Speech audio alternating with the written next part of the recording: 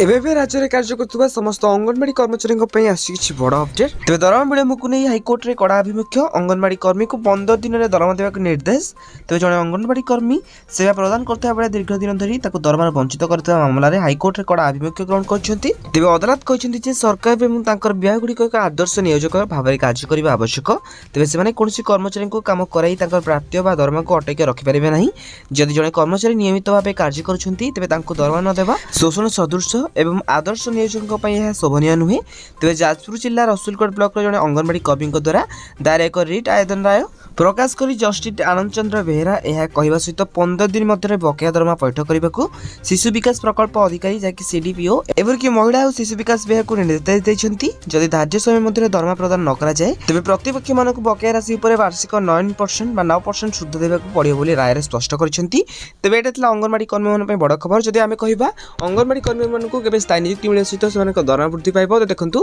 February मास budget आसवाक जाऊँगी budget में अंगनवाड़ी कर्मी मान दरमा वृद्धि को नहीं निहत भाव बजेट पास हो विशेष सूचना मिली तेज खूब शीघ्र अंगनवाड़ी कर्मी मान समस्या भी पूर्ण हो तब एने जहाँ भी अपडेट आसे आप जानवाक चाहते निहत भाव आम चैनल को सब्सक्राइब करी पाखे सहित बेल आइकन को ऑल बटन सेट करने सहित वीडियो हेल्पफुल होते निहत भाव वीडियो को लाइक करी डिस्क्रिप्शन में टेलीग्राम चैनल लिंक अच्छी तो जाकि आप जन जातु।